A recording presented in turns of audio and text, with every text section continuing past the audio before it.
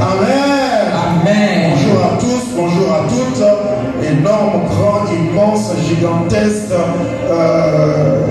comment dire, méga, et la joie et le plaisir de voir chacun au milieu de nous. Oui,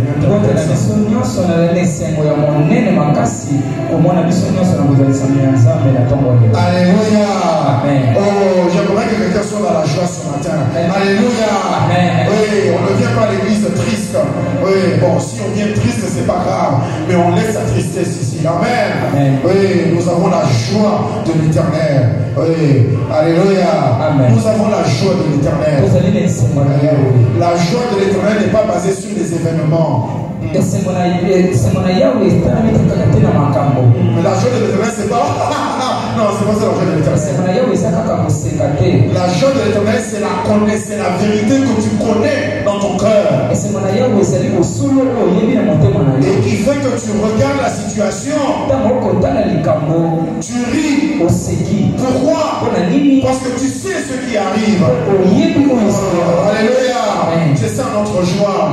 C'est pour ça que la Bible dit que l'Éternel voit ses ennemis. Il les regarde en train de se basculer, de faire tout ce qu'ils veulent pour combattre l'Éternel. Mais qu'est-ce que Dieu fait? Il ne fait que rire. La Bible dit parce qu'il sait que les jours du méchant ne sont pas nombreux. Oh, le Seigneur dit à quelqu'un ce matin, les jours de cette situation-là, les jours de ce problème-là, les jours de ces difficultés-là sont à peine comptés sur les doigts de tes mains. C'est pour ça que tu ris. C'est pour ça que tu souris. C'est pour ça que tu as la joie dans ton cœur. Parce que tu connais la fin de toutes choses selon les promesses de l'Éternel pour toi. Alléluia. Amen. Alléluia. Amen. Nous allons rapidement dans la parole de Dieu. Alors, nous avions commencé en ce mois de janvier à parler de la sagesse de Dieu. Oui, le mois de janvier, c'est le mois pour bâtir. C'est le mois pour construire. Qu'est-ce que nous construisons? Nous construisons l'année 2023. Alléluia.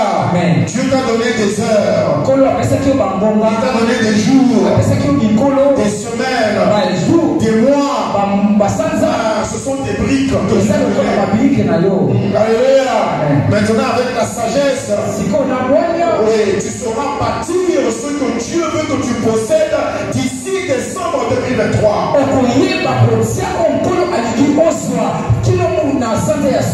Le temps que Dieu nous donne, ce n'est pas seulement pour vivre.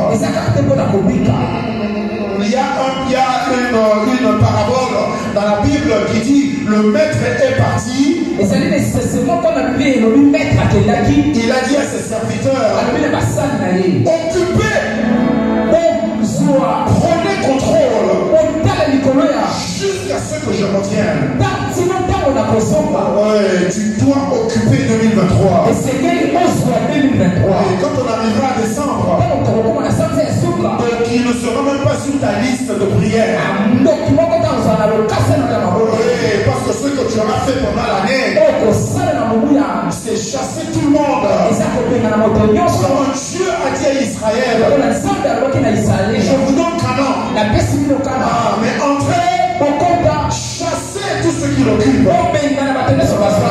Tu chasses tout le monde en 2023. Toute pensée, tout esprit, tout désir, tout comportement, toute habitude, toute situation, toute chose qui n'est pas conforme à la promesse de Dieu pour ta vie, pour cette année. Tu la sors de l'année. Parce que l'année t'a été donnée à toi. Dieu n'a pas créé le jour pour le problème. Il n'a pas créé le mois pour Lucifer. Quand Dieu a créé le soleil et la lune, ce n'était pas pour Lucifer. ce jour, oui, t'appartient à toi. Ouais, parce que c'est Dieu qui l'a fait pour toi. On le possède, on le bâtit, on le construit par la sagesse de Dieu. Alléluia. Le dimanche passé, on a parlé de la source de la sagesse, qui sont donc la parole de Dieu, les saintes écritures et l'esprit de Dieu. On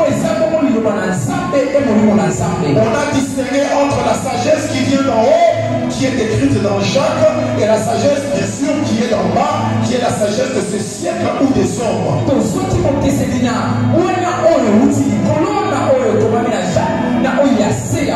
Oui, si tu as raté la prédication, qu'est-ce qu'il faut faire? On fait Shabbat. Qu'est-ce qu'il faut faire? Il faut se connecter sur YouTube. Merci beaucoup. Alléluia. Allez sur YouTube, trouver la chaîne de l'église et écouter les prédications. On bénit le Seigneur, mon frère. Amen. Oui, alléluia. Amen. Toutes les prédications sont à votre disposition. Aujourd'hui, nous allons parler de quelque chose aussi important. Oui, toujours la sagesse. Mais on parle du dépôt où la sagesse qui est déjà déposée en nous.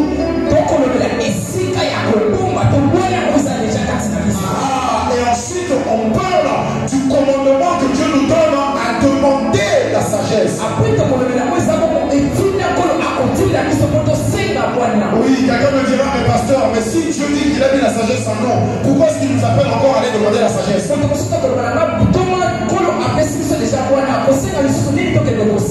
nous expliquera. Alléluia. Bien sûr, notre verset, notre passage de base, c'est Proverbe 4, verset 7. Je lis de la version français Martin. Ça dit la principale chose, la chose principale, la plus importante, la première avant toute chose, c'est la sagesse. C'est pas l'argent, non, c'est pas le mariage, c'est pas la belle maison, c'est même pas un beau pays, non, c'est la sagesse. Acquiert ou reçoit ou obtient la sagesse sur toutes tes acquisitions ou toutes tes possessions. Reçoit, acquiert, obtient la prudence qui est un élément de la sagesse. Alléluia. Alléluia. Ça c'est Proverbe chapitre 4 verset 7. J'ai lu de la version français Martin. Les autres versions disent plus ou moins la même chose, mais ça c'est un peu plus clair. Alléluia. Alléluia. Le premier point, c'est que la sagesse est spirituelle. La sagesse dont on parle ici, c'est pas la sagesse qu'on obtient par les études. C'est pas la sagesse qu'on obtient par l'observation dans la nature. C'est une sagesse spirituelle. Et il faut qualifier spirituelle. Parce que Lucifer est esprit. Lui aussi il a sa sagesse. On en a parlé la semaine passée. C'est une sagesse qui agit par la convoitise. C'est une sagesse diabolique. C'est une sagesse charnelle. Une sagesse de ce siècle, de ce monde. Mais quand on dit sagesse spirituelle, on parle spirituel qui vient de l'esprit de Dieu. Alors rapidement, 1 Corinthiens chapitre 2 verset 6 à 16. Oui, on aura de longs passages bibliques aujourd'hui. Il faut lire la Bible. Quand on prêche la parole. Alléluia. La parole c'est pas ce que je dis. La parole c'est ce qui est écrit. Alléluia. Oui, donc 1 Corinthiens chapitre 2 verset 6 à 16. Je vais lire, ne parle pas. Cependant, c'est une sagesse que nous prêchons. Attendez, il faut que je prenne mon éclairage là parce que. Alléluia. Cependant, c'est une sagesse que nous prêchons parmi les parfaits. Sagesse qui n'est pas de ce siècle, ni des chefs de ce siècle qui vont être tous anéantis. Nous prêchons la sagesse de Dieu, mystérieuse, cachée, que Dieu avant les siècles avait destinée pour notre gloire. Oh oui, Seigneur. Sagesse qu'aucun des chefs, hommes importants, intellectuels de ce siècle, de ce monde, de ce temps, n'a connu. Car s'ils avaient connu cette sagesse, y compris Lucifer, ils n'auraient jamais crucifié le Seigneur de gloire. Mais comme il est écrit, ce ne sont pas des choses que l'œil a vues, ni l'oreille entendu, ni qui sont montées dans le cœur de l'homme. Ce sont des créés. Pour qui? Pour nous qui l'aimons. Dieu nous les a révélés. Oh, Dieu révèle sa sagesse. Pas par l'école. Non, pas par l'école. Merci beaucoup. Alléluia. Amen. Oui, tu dois aller à l'école. Pasteur, je le dis parce que tous les dimanches. Tu dois aller à l'école. Tu dois étudier. Tu dois avoir ta licence, ton master et ton doctorat. Oui, toutes les étapes. Et tu dois continuer à apprendre toute ta vie. Mais la sagesse de Dieu, c'est par l'Esprit de Dieu qui habite en toi. La sagesse de Dieu, c'est ce qui a fait comprendre à David, ce ton grand et costaud Goliath, moi tout petit et jeune devant lui, comment je peux le faire tomber? Oui, j'ai tué un ours. Oui, j'ai tué un lion. Oui, mais lion et l'ours, c'est pas Goliath. Oui, parce que Goliath aurait pu écraser le lion avec son pied. La Bible dit que la lance de Goliath, c'était un tronc d'arbre. Il y a une épée mobile.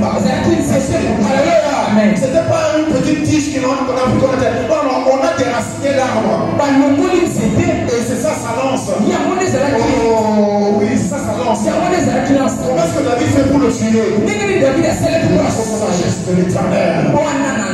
Pas l'expérience de David. Quand David a dit j'ai tué le lion, j'ai tué l'ours au roi Saül,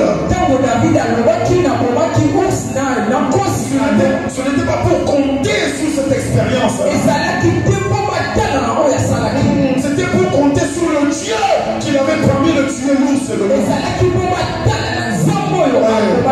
Donc Dieu là a relâché une sagesse en David. La Bible dit David a ramassé 5 pierres polies. Polies bien taillées, bien lisses, bien propres. Pas n'importe quelle pierre. Ça c'est la sagesse. La sagesse est une révélation d'une action pour laquelle tu n'as aucune expérience. C'est pour ça que ça ne peut venir que de l'Esprit de Dieu. Parce que l'Esprit sonde toutes choses. Ton intelligence et mon intelligence. Ah, c'est limite. Il y a des problèmes que moi, je ne peux pas résoudre. C'est pour ça qu'il faut faire très attention. Il faut faire très attention. Il faut faire très attention. Très attention. Ce qu'il ne faut pas permettre. Excusez-moi, je veux juste arranger quelque chose. Ce qu'il ne faut pas permettre, c'est que ton expérience devienne le guide de ta vie. Il y a un passage dans Proverbe 24. Il dit que la maison est bâtie par la sagesse. Et c'est par l'intelligence qu'elle est affermie. Alléluia. Et cette sagesse n'est pas ton expérience. Non. C'est une sagesse qui t'est révélée par l'Esprit de Dieu. On a changé de groupe, c'est ça? Oui, c'est pas très fort. Alléluia. Amen. Comment Jésus s'appelle jusqu'à la fin? Alléluia. Alléluia. Dans 1 Corinthiens chapitre 2, 6 à 16, nous faut d'abord comprendre que la sagesse de Dieu est spirituelle. Elle vient de l'esprit et tu la reçois par l'esprit. Deuxièmement, cette sagesse qui est spirituelle, 1 Corinthiens chapitre 3 verset 16 à 22. 1 Corinthiens 3, 16 à 22. Ne savez-vous pas que vous êtes le temple de Dieu et que l'Esprit de Dieu habite en vous? Si quelqu'un détruit le temple de Dieu, Dieu le détruira, car le temple de Dieu est saint. Et c'est ce que vous êtes. Que nul ne s'abuse lui-même. Que nul ne se trompe lui-même. Alléluia. Si quelqu'un parmi vous pense être sage, si quelqu'un pense être sage, selon le siècle présent, selon son intelligence, selon son expérience, qu'il devienne d'abord fou. Qu'il devienne d'abord te dit, pour pouvoir marcher dans la sagesse de Dieu, il faut que ta sagesse à toi soit d'abord folie. Et comme on a une diplôme,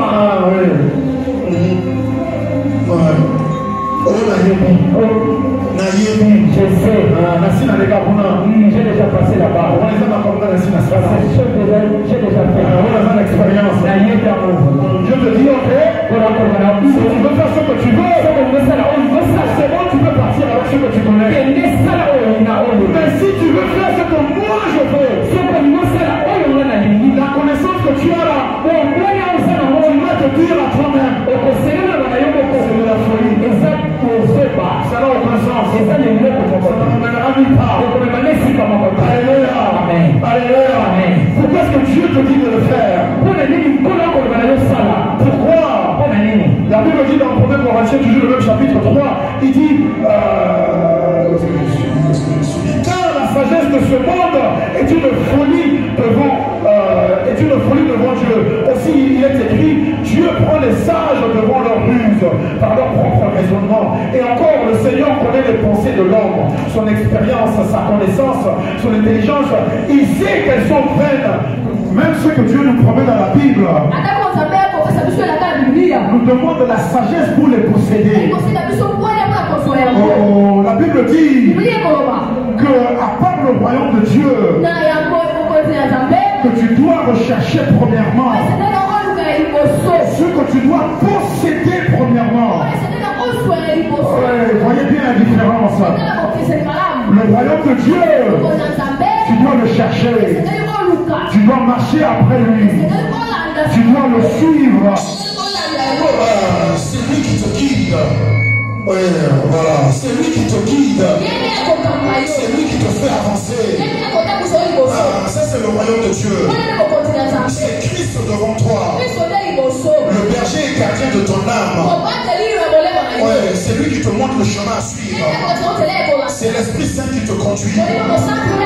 Ça, c'est le royaume de Dieu. Le royaume de Dieu est une destination, oui, qui est déjà en toi et qui est également devant toi.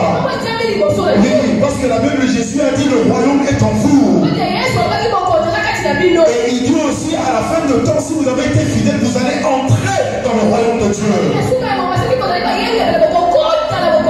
Donc il est à la fois en toi et il est aussi devant toi. Mais la sagesse, c'est une possession que tu dois avoir. C'est quelque chose que tu dois prendre. C'est pour ça que Dieu te fait d'abord comprendre qu'il y a d'abord un dépôt de sagesse en toi. Et la deuxième étape, c'est que tu dois en demander plus et plus encore. Pourquoi? Parce que la marche du chrétien, c'est aller de gloire en gloire. Ça veut dire que la sagesse que tu as en janvier doit être plus grande en février. Parce que la gloire de janvier ne doit pas être la même que la gloire de février. Non. Avec Dieu, c'est la multiplication. Avec Dieu, c'est l'augmentation. Oui, c'est toujours aller plus haut. Il n'y a pas de plafond avec l'Éternel. Alléluia, mon frère, ma soeur. Alléluia. J'espère que vous me comprenez. La sagesse, selon la parole de Dieu, est la possession la plus importante que tu puisses avoir. La Bible dit la sagesse vaut plus que l'or, les vêtements de toute marque, les maisons, les voitures, toutes choses que tu puisses avoir dans le monde. La sagesse est la première. Pourquoi? Parce que ça ne sert à rien de posséder si tu ne sais pas où habiter. Or, ce n'est que par la sagesse que tu peux bâtir. Alléluia. C'est pour ça que Dieu nous fait comprendre. La première chose, c'est que la sagesse est spirituelle. c'est pas ton expérience, c'est pas ta connaissance, c'est pas tes contacts. Ça vient de l'Esprit de Dieu. Et l'Esprit habite en toi.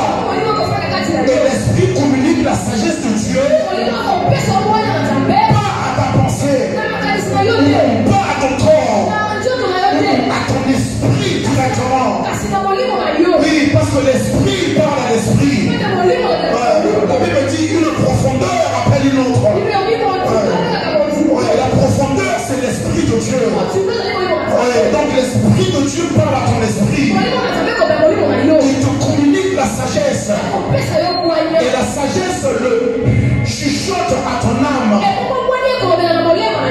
Tout doucement. Et tu vas croire, oh non, j'ai eu une bonne idée. C'est pas une idée qui vient de toi. C'est une idée qui vient de la sagesse de Dieu. Qui a été passée à l'Esprit de Dieu. Et que l'Esprit a donné à ton esprit. Et si ton âme est soumise à la parole de Dieu,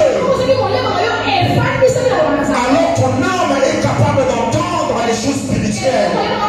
Et c'est là que ton âme reçoit une révélation. Ton intelligence et ta conscience, c'est juste ce qu'il faut faire. On va te demander, mais comment on y est mis? Comment on y est mis? Ne sais-je pas expliquer? Non, parce que la Bible dit, ce sont des choses spirituelles que l'homme charnel ne peut pas recevoir. Quand la Bible dit tu ne peux pas recevoir quelque chose, ça veut dire aussi que tu ne peux pas l'expliquer. Donc ne cherche pas à expliquer. Non, dis je sais. L'apôtre Paul a dit, je perçois dans mon esprit qu'il y a un danger qui nous attend sur le voyage. Comment tu sais, apôtre Paul? Tu vas voyager avant nous? Tu sais mieux lire les temps et les tempêtes et les vents que nous? Non, je sais simplement dans mon esprit, par l'Esprit de l'Éternel. Alléluia. Dieu te dit, tu bâtiras cette année. Pas comme tu as escellé les années précédentes. Non, non, le diable est un menteur. À la fin de 2023, tu regarderas comme David. Tu regarderas tout ce que l'Éternel a fait pour toi. Tout ce que l'Éternel a bâti en 2023. Oh, tu ne pourras te le rendre grâce.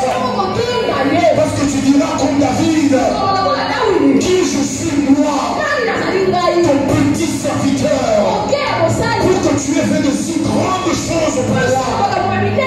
Oh, mais ça n'a pas été par ton intelligence. La Bible te dit, toute l'expérience que tu as eue jusqu'aujourd'hui, si tu veux voir Dieu en 2023, prends toute ton expérience. L'expérience de l'âge, l'expérience de la connaissance, l'expérience du travail, l'expérience des circonstances. Prends tout ça ensemble, mets dans le panier et dis tout ça c'est de la folie. Ça ne me sert à rien. C'est pour ça que l'apôtre Paul a dit, je considère tout ce que j'ai été dans le passé comme de la boue qui ne me sert à rien. Parce que pour saisir la promesse de Christ et pour saisir la promesse de Dieu pour toi en 2023, ce ne sera pas par ton expérience de 2022. Non. Ça sera par la révélation de la sagesse de l'Esprit Saint à ton esprit. Dieu essaie de te réveiller. Il est temps que tu marches comme un fils du Très-Haut. C'est marcher avec la tête baissée devant tout le monde. Dieu est Dieu. Dieu est Dieu. Et tu es un fils du Très-Haut. Quand tu marches dans la classe de Dieu. Tu ne marches pas comme un simple être humain. Oui, dans notre verset de la conférence, en psaume 82, verset 6. Oui, ça dit vous êtes le fils du Très-Haut. Un fils du Très-Haut marche très haut. Tu marches très haut par ta force, par ta beauté, par la force de tes muscles. Non, c'est par la sagesse que réveille l'esprit de ton esprit. Alléluia.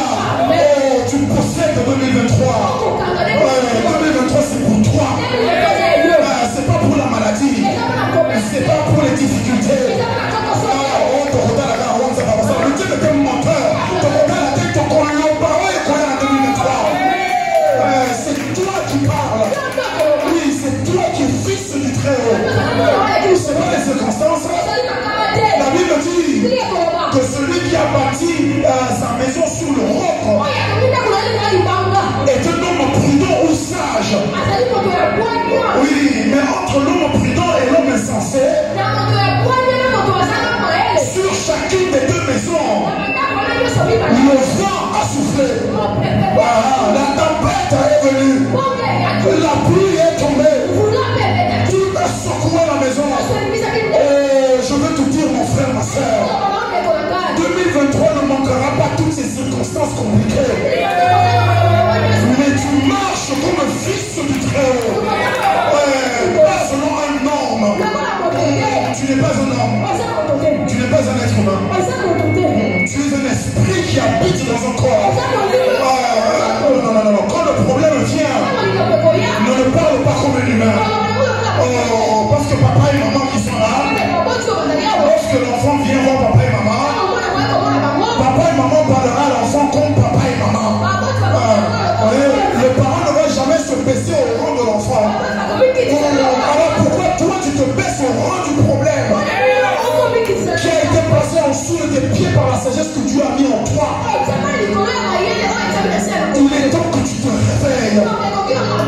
Réveille ton esprit. Prie en langue. Et dis à ton âme, reviens, soumets-toi à la parole de Christ. Parce que je recevrai l'instruction de l'Éternel. Par la sagesse de Dieu, je vais bâtir 2023. Par la sagesse de Dieu, comme les gens s'arrêtent devant les beaux bâtiments et qu'ils admirent, les gens vont s'arrêter devant ta vie. Ils vont s'arrêter devant ce que tu possèdes. Ils vont s'arrêter devant ta sagesse, devant ton intelligence. Ils vont te donner la tête. Ils vont dire, mais comment est-ce qu'il a fait pour avoir tout ça? Ils vont faire comme ce qu'a fait Saül quand il a vu David. Après que David ait tué Goliath par la sagesse de Dieu, Saül voulait savoir une seule chose. Une seule, il voulait savoir. Il disait, qui est le père de cet enfant? Qu'est-ce que ça veut dire? Saül essaye de comprendre. Cette sagesse que David a démontrée, ça ne vient pas de ce petit enfant. La sagesse que tu démontreras en 2023, personne ne pourra le lier à ta personne de toi. Les gens vont regarder. Ils vont dire non. Ce que je vois là ne peut pas venir de cette personne-ci. C'est pas possible. Il doit avoir quelqu'un derrière lui. Et quand ils viendront te demander, c'est là que tu leur diras, c'est par l'esprit de sagesse que j'ai fait ce que j'ai fait. C'est pas dans mon expérience. Oh, j'ai étudié à l'IBTP. Oh, j'ai étudié à l'ISTA. Oh, à l'ISTA, je sais pas quoi. Non, c'est pas tout ça. Tout ça, c'est bien. Ouais, ça s'appelle un certain niveau. Mais là, on parle des choses célestes. Des choses que Dieu veut bâtir en toi. Non, pas un bâtiment seulement que tu vas construire. Non, tu vas construire un repère pour toutes les générations à venir. Alléluia. Donc ça, c'est la deuxième chose. Premièrement, la sagesse spirituelle. Deuxièmement, pour marcher dans la sagesse spirituelle, il faut considérer ta sagesse à toi comme une folie. Et ensuite, chose. On n'a même pas encore commencé à parler du dépôt. Oh Seigneur, alléluia. Jésus. Ensuite, 1 Corinthiens chapitre 17. 1 Corinthiens chapitre 1, verset 17 à 31.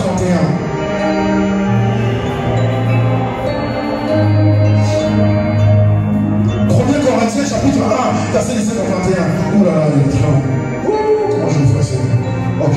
Ce n'est pas pour baptiser que Christ m'a envoyé moi Paul, c'est pour annoncer l'évangile, et cela sans la sagesse du langage, afin que la croix de Christ ne soit pas rendue vaine, car la prédication de la croix est une folie pour ceux qui périssent, mais pour nous qui sommes sauvés, elle est une puissance de Dieu. Aussi est-il écrit, je détruirai la sagesse des sages, et je détruirai l'intelligence des intelligents. Où est le sage? Où est le scribe? Où l'intellectuel? Où est le disputeur de ce siècle? Oui, les grands argumentateurs, oui, ceux qui ont des grandes paroles, de grandes phrases, de grandes connaissances. Où est-ce qu'ils sont? La Bible nous dit, Dieu n'a-t-il pas convaincu de folie la sagesse du monde? Car puisque le monde avec sa sagesse n'a pas connu Dieu dans la sagesse de Dieu, il a plu à Dieu de sauver les croyants par la folie de la prédication. Les Juifs demandent des miracles, les Grecs cherchent la sagesse. Nous nous prêchons Christ crucifié. Scandale pour les Juifs et folie pour les païens, mais puissance de Dieu et sagesse de Dieu pour ceux qui sont appelés tant juifs que grecs. Car la folie de Dieu est plus sage que les hommes et la faiblesse de Dieu est plus forte que les hommes. Considérez, frères, voilà ce qui est important. Considère maintenant que parmi nous, considérez que parmi nous, ceux qui ont été appelés, il n'y a pas beaucoup de puissants, il n'y a pas beaucoup de nobles, mais Dieu a choisi les choses fortes de ce monde pour confondre les sages. Dieu a choisi les faibles du monde pour confondre les forts. Dieu a choisi les choses viles ou dégoûtantes ou méprisables pour confondre les choses qui sont dans le monde, les choses de qualité, pour les réduire au néant, afin qu'aucune chair ne se glorifie devant Dieu. C'est par lui que vous êtes en Jésus-Christ, lequel de par Dieu a été fait pour nous sagesse, justice, sanctification, rédemption, comme il est écrit, que celui qui se glorifie dans le Seigneur. Alléluia. Alléluia. Vous pourrez lire ce passage même après, je n'ai pas le temps de tout expliquer. Alléluia. Dieu te fait comprendre quelque chose. Une fois que tu sais que la sagesse est spirituelle, deuxièmement, tu prends ta sagesse, tu la rends folie. Troisièmement, tu dois reconnaître ceci. C'est que quand tu possèdes la sagesse de Dieu, avant de bâtir quoi que ce soit, c'est d'abord pour bâtir le royaume de Dieu ici sur terre. L'apôtre Paul nous fait comprendre que la sagesse de Dieu s'est révélée premièrement par le don de Jésus-Christ. Qui aurait cru ou même compris que pour sauver l'être humain, il fallait que Dieu créateur devienne un homme en lui-même, qui vienne dans la chair semblable à la chair du péché.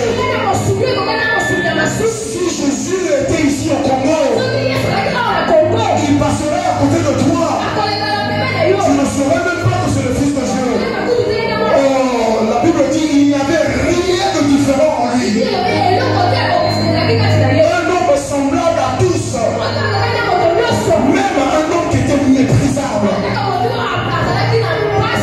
Nous devons considérer au moment où ils sont là-bas, on peut aller même deux fois. C'est pour ça qu'était Jésus.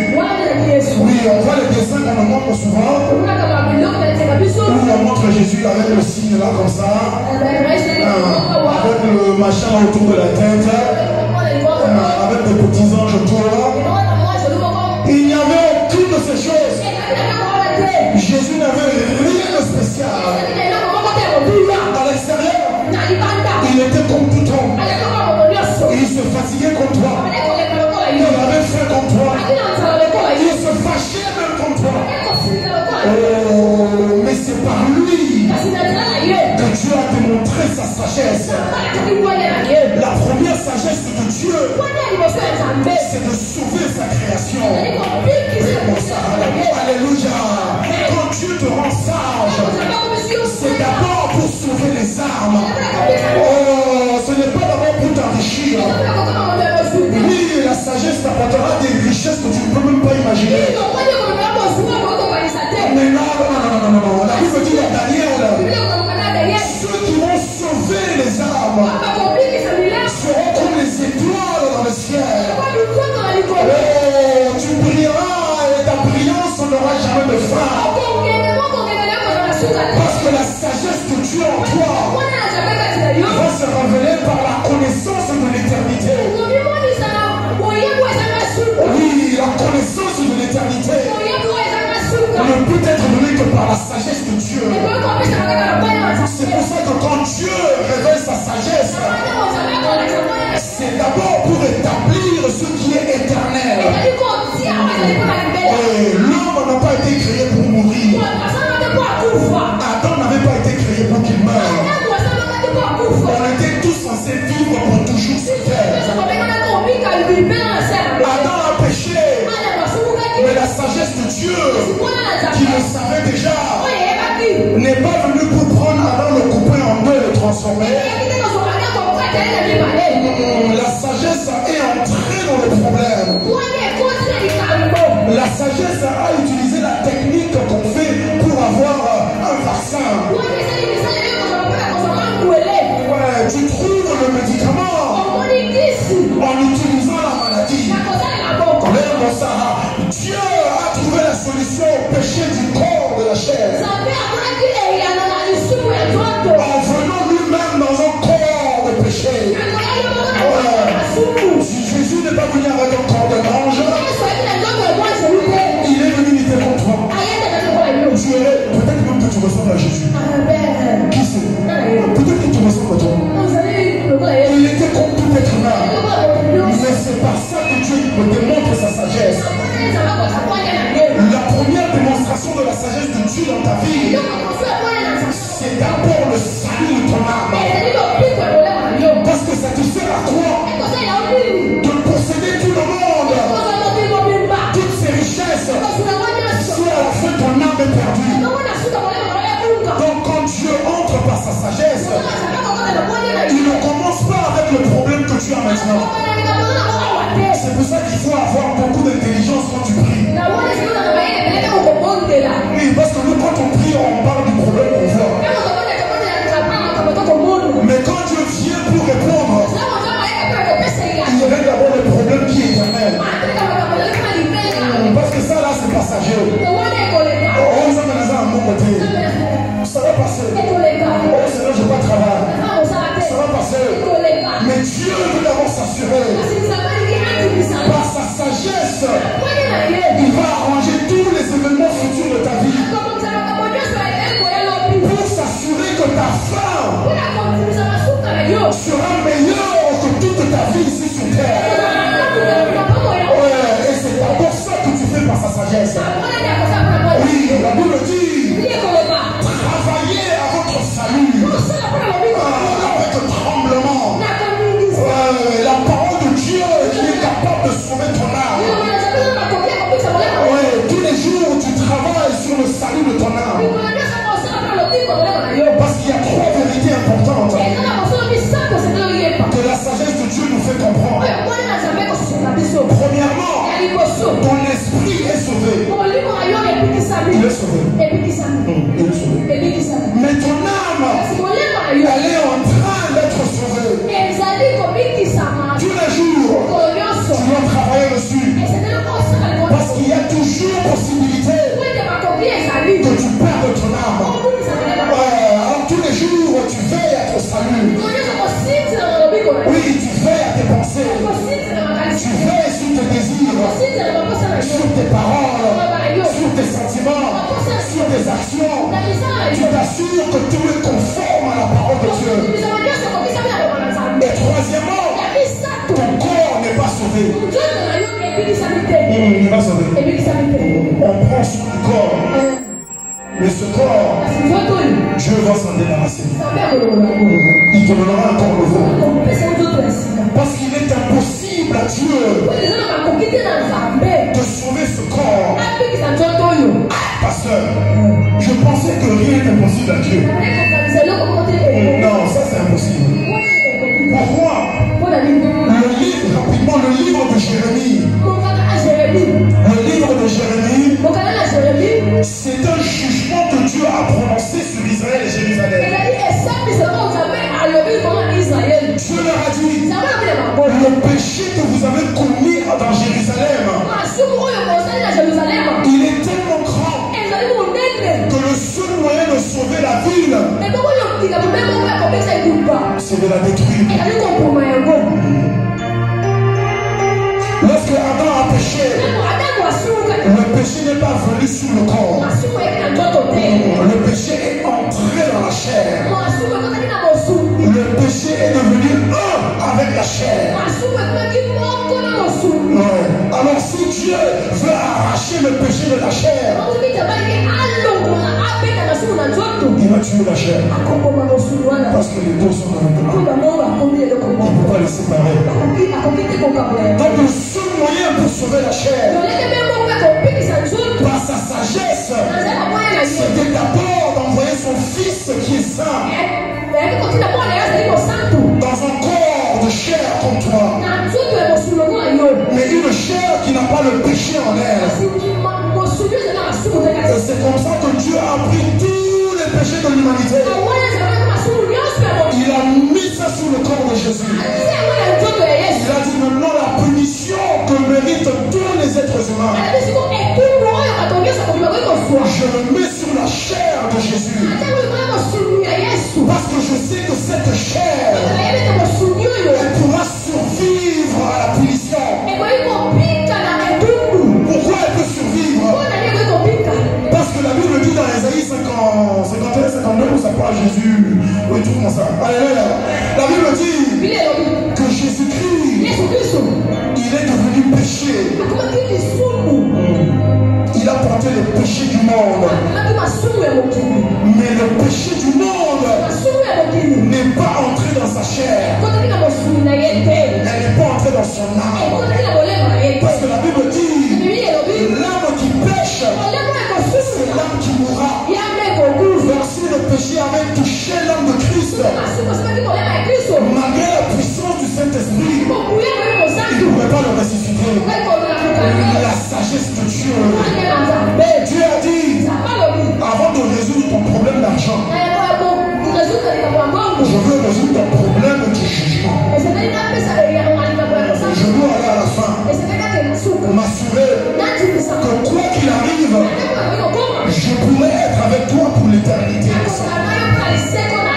Et c'est pour ça qu'il a envoyé Christ. Christ a porté ton péché. Jésus a pris Dieu a pris sa chair. Dieu a pris la chair de Jésus. La Bible dit dans le moment que Dieu a prononcé le jugement contre le péché sur le corps de Christ. C'est pour ça que la Bible dit qu'il a porté le châtiment qui nous était dû. Parce que ton péché à toi, mon péché à moi, Dieu a mis ça sur le corps de Christ. Problème résolu. Tout est accompli. Qu'est-ce qui est accompli? La justice qui se donne par la loi. Oui, parce que la loi de Dieu, la justice de Dieu exige qu'il y ait châtiment pour le péché de l'homme. Sinon, elle ne sera jamais satisfaite. C'est pour ça que Dieu, par sa sagesse, une sagesse que les hommes n'ont pas connue, une sagesse que Lucifer même n'a pas compris, Dieu a fait passer son fils qui a représenté tous les êtres humains. Mon châtiment, ton châtiment, ta condamnation, ma condamnation, Dieu a mis sur Jésus. Maintenant quand tu te présentes devant Dieu, peu importe le péché qui est dans ta chair, quand tu te présentes devant Dieu, en Christ ton Seigneur, Dieu ne voit pas un corps de péché, mais il voit un fils de Dieu par la foi que Tu es identifié à Jésus-Christ. C'est ça que tu démontres premièrement par sa sagesse. C'est maintenant à ton tour. Oui, d'aller vers tes amis, vers ta famille, vers tes connaissances, vers tes collègues, pour leur dire, il y a un homme qui t'a aimé. C'était un homme. Oui, un homme contre rien de différent. Oui, c'est pas l'Esprit Saint qui a donné la force à Jésus pour aller jusqu'à la croix. C'est la volonté d'un être humain qui est allé jusqu'à la croix. C'est pour ça qu'il ne devait même plus apporter la croix. Oh, voilà ce que la sagesse de Dieu va te faire premièrement. Avant d'avoir la richesse, va sauver une âme. Avant d'avoir l'abondance, amène la délivrance à une personne. Avant de parler avec les rois et les princes, va relever le pauvre. Va le tendre la main comme Jésus t'a tendu la main. Oh, va le parler comme Jésus t'a parlé. Parce qu'aujourd'hui nous sommes dans l'église, mais il y avait un jour où on n'était pas dans l'église. Alléluia. Alléluia. Ne devenez pas tellement saint et tu oublies quand tu étais pécheur. Maintenant quand tu vois le pécheur, il y a ces gens-là qui resteront, ça va en enfer. Souviens-toi, il n'y a pas si longtemps, c'était toi qui étais le pécheur que tu vois. N'eût été la grâce, la miséricorde de Dieu, n'eût été la sagesse de Dieu démontrée pour ton salut. Mon frère, ma soeur, on ne serait même pas ici. On n'aurait pas la garantie de la vie éternelle. Bâtir 2023 par la sagesse de Dieu commence d'abord par sauver les âmes pour les amener dans le royaume de Dieu. Ouais, c'est pour ça que Christ a dit, la première chose que vous faites pour moi, vous êtes le témoin. Un témoin, ce n'est pas d'abord celui qui va parler pour Jésus. Oui, on pense que ça, c'est pas ça. C'est pas ça un témoin. Jésus a dit d'une manière ou d'une autre. Il a dit vous allez témoigner. Il a dit vous serez aussi témoin. Avant de témoigner, tu dois être un témoin. Ton témoignage n'a pas de puissance si toi tu n'es pas un témoin. C'est quoi être un témoin? C'est quoi être un témoin? C'est être la preuve que Christ est vivant. Que l'Esprit Saint est ici dans le corps, dans le temple des hommes. La preuve que Dieu existe. La preuve que Dieu existe. C'est toi.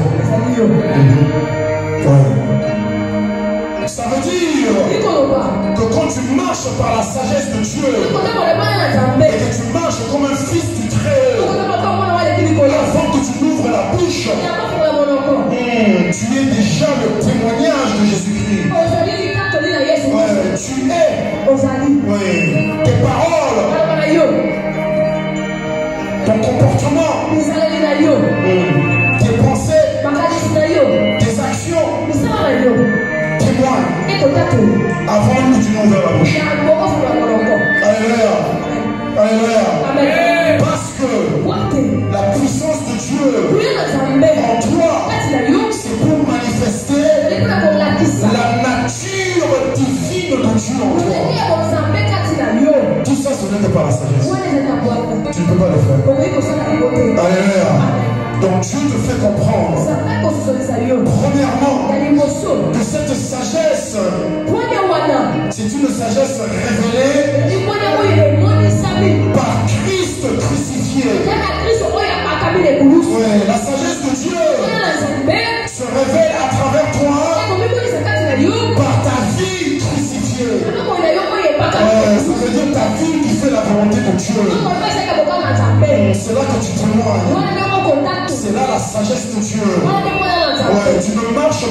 cherchant tes propres intérêts. Il cherche aussi les intérêts des autres. Alléluia. Parce que ce n'était pas pour son intérêt à lui que Jésus-Christ est allé sur la croix. Jésus-Christ à la croix, il est fils de Dieu. Jésus-Christ avant la croix, il est fils de Dieu. Jésus-Christ sans la croix, il est toujours fils de Dieu. Ça ne l'a rien ajouté, ça ne l'a rien retiré. Mais la croix était pour toi et pour moi. Dieu tout-puissant, Dieu qui détient toute la sagesse, ne l'a pas démontré en essayant de t'impressionner. Il l'a démontré en voulant te sauver. La sagesse de Dieu en toi fait parler de Christ à tout le monde. Tu t'assures que tu marches dans l'esprit. Tu marches selon l'esprit et non selon la chair. Alléluia. Maintenant, 5 minutes et on a terminé. Seigneur. Maintenant, 2 Timothée chapitre 1 verset 7. Là c'est le dépôt de la sagesse en toi et moi. Alléluia. Le dépôt de la sagesse. La sagesse est en toi. La sagesse divine habite en toi. 2 Timothée chapitre 1 verset 7. Car ce n'est pas un esprit de timidité que Dieu nous a donné, mais un esprit de force, d'amour et de sagesse.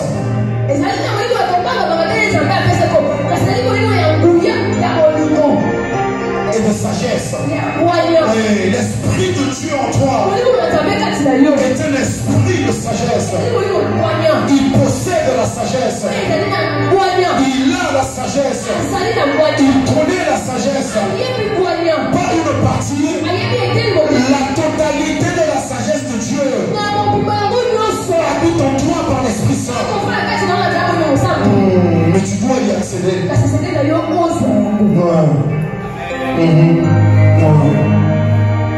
Tu dois y accéder. Tu peux avoir un robinet dans ta maison. Mais si tu veux avoir de l'eau, tu dois prendre ton gobelet, partir au robinet, tourner le petit machin, attendre que l'eau coule, mettre ton gobelet, le remplir, fermer, et après tu rentres en eau. C'est la même chose avec la sagesse de Dieu en toi. Tu veux la voir manifester, tu dois aller vers celui qui le possède. Tu dois avoir la communion avec le Saint-Esprit. La communion avec le Saint-Esprit. L'intimité avec le Saint-Esprit. L'intimité de Saint-Esprit, elle s'obtient comment? Premièrement, par la lecture de la parole. Tu lis la parole pas pour connaître les versets. Tu lis la parole pour entendre ce que l'Esprit veut te dire. Deuxièmement, prie en langue. Pas prier avec l'intelligence. Ton intelligence est limitée. Dieu nous a dit que la sagesse de Dieu est folie pour les hommes. Celui, il y a un verset qui dit quelque part, celui qui veut devenir sage. Attendez, j'essaie de le trouver. Je l'en prends en entier quelque part. Ça dit, celui qui veut devenir sage doit d'abord devenir fou. Donc avant de prier avec l'intelligence, prie d'abord en langue. En une langue que ton intelligence ne comprend pas. Parce que là, c'est pas toi qui prie. Mais c'est l'Esprit de Dieu qui connaît toutes choses. Les choses de Dieu, les choses qui te concernent, les choses qui sont dans le monde, les choses passées, les choses présentes, les choses à venir. Et c'est lui qui sait quoi prier. Oh, ta faveur à travers toi. Prie en langue. Fais comme l'apôtre Paul. L'apôtre Paul a dit, je prie en langue plus que vous tous. Oh, mon frère, ma soeur, Dieu t'a dit au début, la sagesse de Dieu est spirituelle. Tu veux l'obtenir, prie en esprit, demande en esprit, supplie en esprit, intercède en esprit, procède-toi et parle en esprit. L'esprit parle à l'esprit, et l'esprit donne à l'esprit. Alléluia. C'est comme ça que tu crées cette communion. Pour accéder à la sagesse de Dieu qui est déjà en toi. Ensuite, 3 points rapidement, on a terminé. Maintenant, Dieu te dit qu'il faut demander la sagesse. Oui, ça c'est dans Jacques, on le verra après. Premièrement, Éphésiens chapitre 1, verset 17 à 21. Éphésiens 1, 17 à 21. Afin que le Dieu de notre Seigneur Jésus-Christ, le Père de gloire, vous donne un esprit de sagesse, de révélation dans sa connaissance, qu'il illumine les yeux de votre cœur pour que vous sachiez quelle est l'espérance qui s'attache à son appel, la richesse de gloire de son héritage qu'il réserve aux saints, et quelle est envers nous l'infinie grandeur de sa puissance qui se manifeste avec efficacité par la vertu de sa force qu'il a déployée en Christ en le ressuscitant des morts, en le faisant asseoir à sa droite dans les lieux célestes, au-dessus de toute domination, dignité et pouvoir, et de tout nom qui se nomme sur terre, non seulement dans ce siècle présent, mais encore dans le siècle à venir. Alléluia, alléluia, alléluia. Tu demandes la sagesse de Dieu, premièrement, pour les richesses véritables. C'est quoi les richesses véritables? Jésus a dit, si tu n'es pas fidèle avec les richesses d'en bas, naturelles, qui te confiera les richesses véritables? Les richesses véritables sont dans Éphésiens chapitre 1, 17 à 21. Premièrement, c'est l'esprit de sagesse. Deuxièmement, c'est la connaissance qui vient de Dieu. Troisièmement, c'est l'illumination de tes yeux. Tes yeux seront ouverts par la sagesse de Dieu. Que tu communiques le Saint-Esprit lorsque tu lis sa parole et que tu pries en langue.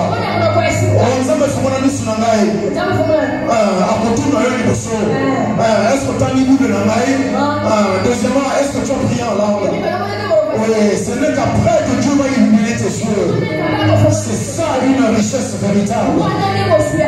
Et ensuite, la Bible dit pour que tu connaisses l'espérance de son appel. Oh oui, l'appel de Dieu a une espérance qui est attachée à elle. Oui, la richesse de la gloire de son héritage. Oui, tu ne la connaîtras que par la sagesse qui t'est révélée. Alléluia. Et ensuite, l'infinie grandeur de sa puissance qui agit en toi. Oui, tu ne la connaîtras que par la sagesse de Dieu en toi. Remarquez ceci, que les richesses véritables ne sont pas des choses physiques. Ne sont pas des choses visibles.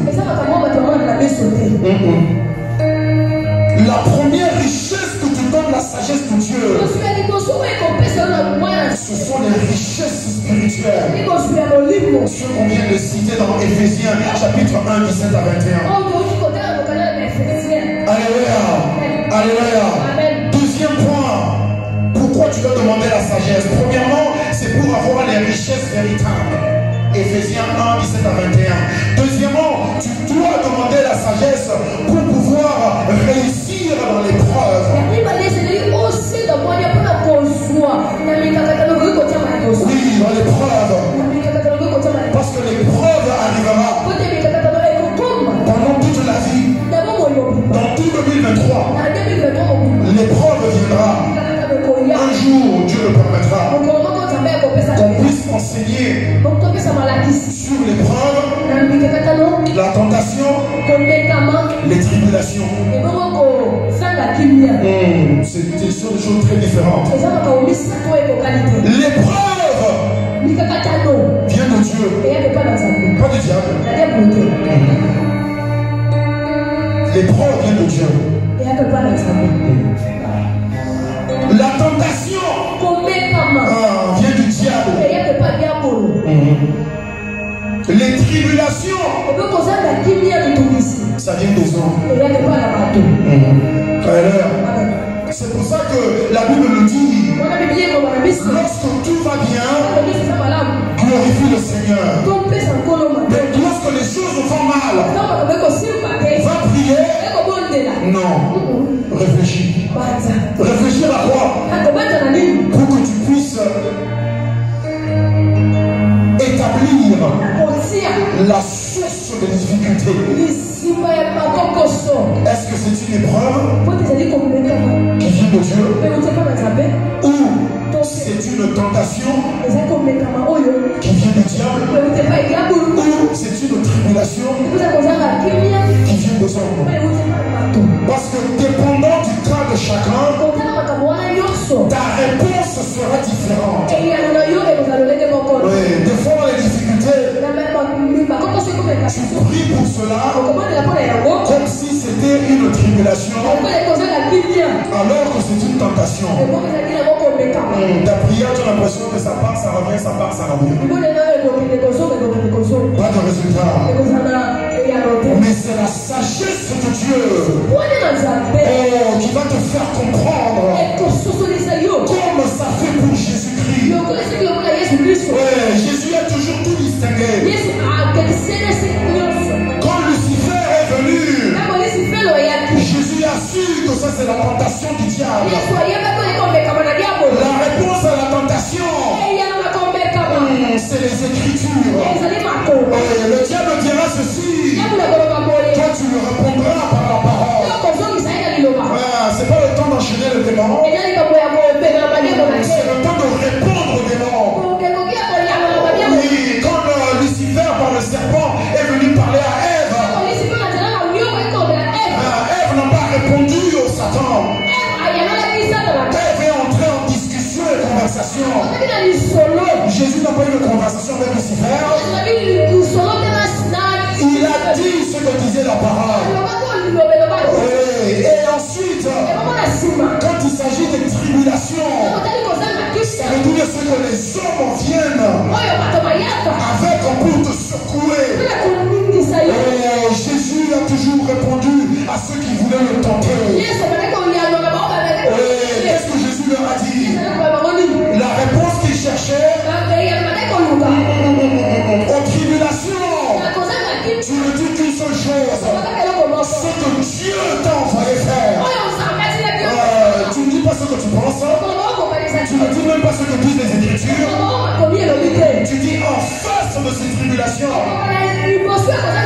je reste fidèle, parce que voici ce que Dieu m'a confié, et c'est ça que je ferai. Rapidement ensuite devant l'épreuve. Oui, ça c'est Gethsémane pour Jésus.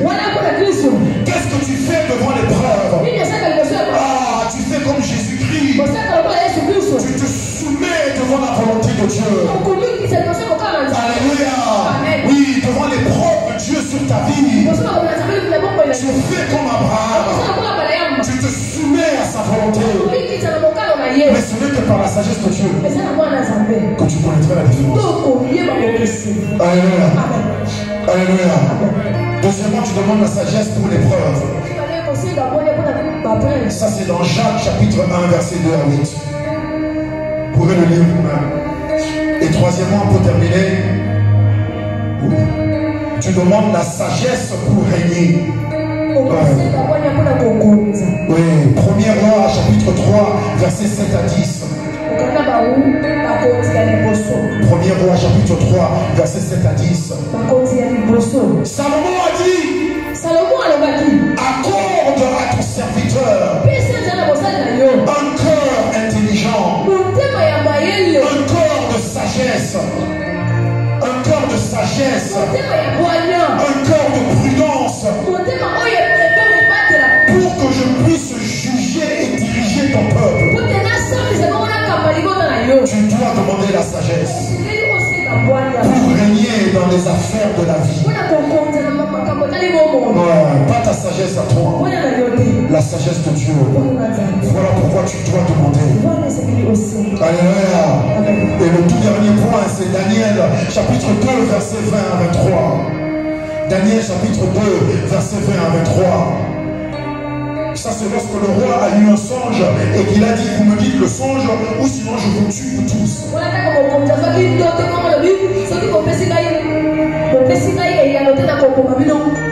Daniel a prié, Daniel 2 20 à 23. Et Daniel a eu la réponse de l'Éternel. Et Daniel a dit, béni soit le nom de Dieu d'éternité en éternité. Ah, vas-y. À lui appartiennent la sagesse et la force. Oui, c'est lui et par elle qui change les temps et les circonstances. C'est par sa sagesse qu'il renverse et établit les rois. Et il donne cette sagesse aux sages. Et c'est par cette sagesse qu'il révèle ce qui est profond et caché. 2023, Dieu te révélera ce qui est profond et caché. Ce que l'homme ne peut pas découvrir en creusant de lui-même. Il n'y a que l'Esprit Saint qui peut te le révéler. Je déclare au nom puissant de Jésus-Christ que ce que l'œil n'a pas vu, ce que l'oreille n'a pas entendu, ce que ton corps n'a pas sondé, ni compris, ni reçu, l'Esprit de Dieu, par la sagesse de Dieu, oh, ça va te le révéler. Les choses profondes et cachées de ta vie, Dieu va te les faire connaître. Ce que même ton père et ta mère ne connaissent pas sur toi, Dieu va te le révéler. Il y a eu des enfants qui ont été donnés dans la Bible. Ce n'est qu'après que les parents ont compris que l'Esprit de l'Éternel est sur cet enfant. Oui, parce que papa et maman sont papa et maman de ton corps. Mais Dieu est le Père de ton esprit. Il n'y a que lui qui sait ce qu'il a mis en toi. En ce qui concerne l'éternité, papa et maman ne savent pas. Tes frères et sœurs ne savent pas. Aucun homme ne le sait sur terre. Il n'y a que Dieu seul par son esprit. On va se mettre debout. On va se mettre debout. Oh, Père, nous te rendons grâce. Oui, malgré tout, Seigneur, tu nous as permis de tout couvrir. Oh, tu m'as élevé la voix maintenant. Et tu vas déclarer dans le nom puissant de Jésus-Christ que l'Esprit de Dieu qui habite en toi, l'Esprit de sagesse qui habite en toi, illumine tes yeux et te révèle les choses profondes et cachées que Dieu a mis en toi. Ouais, les choses profondes et cachées que Dieu a réservées pour toi. Oui, et c'est par cette même sagesse que tu vas les posséder, les manifester. Élève ta voix et commence à prier. On a à peine que 1 ou 2 minutes. Élève ta voix, parle à ton Seigneur. Tu ne peux pas garder silence après une telle parole. Tu dois prendre action. Alors je viens déclarer au nom puissant de Jésus-Christ. Je suis rempli de la sagesse spirituelle. Je suis rempli de la sagesse de Dieu. Je suis rempli de la connaissance de Dieu. Oh Père, je te remercie. Je te glorifie. Parce que ta parole me dit que moi qui suis spirituel, je vais juger toutes choses. Oui, parce que la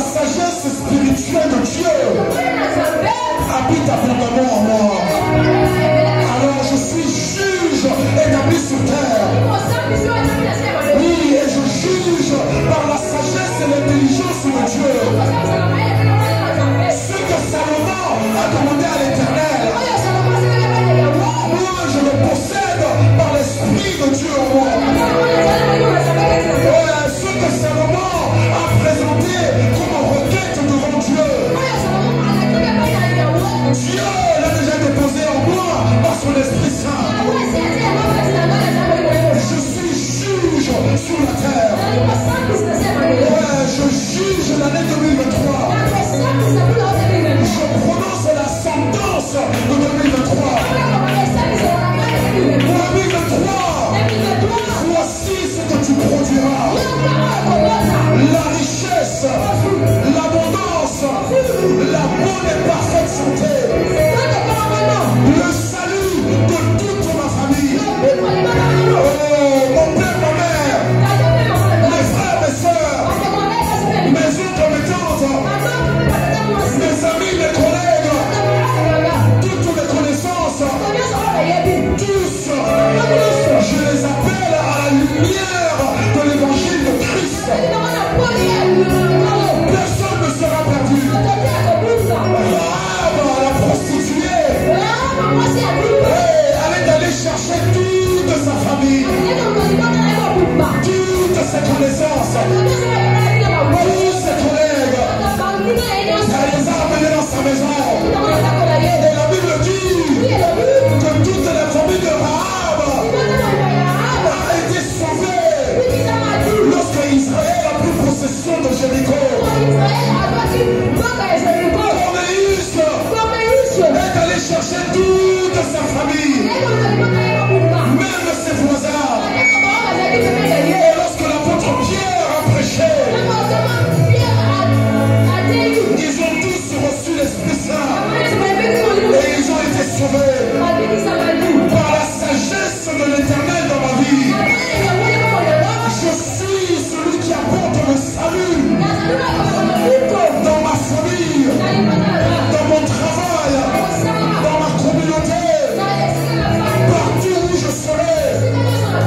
Je dirai comme Jésus, le royaume des cieux est arrivé parmi vous. Oui, parce que le royaume est en moi. Et je témoigne. Je suis un témoin. Et je témoigne. Je suis un juge. Et je prononce le jugement sur l'année 2023. Au nom de Jésus-Christ, 2023 me donne richesse spirituelle, richesse naturelle, richesse financière, richesse dans tous les domaines de la vie. Parce que c'est Dieu qui me donne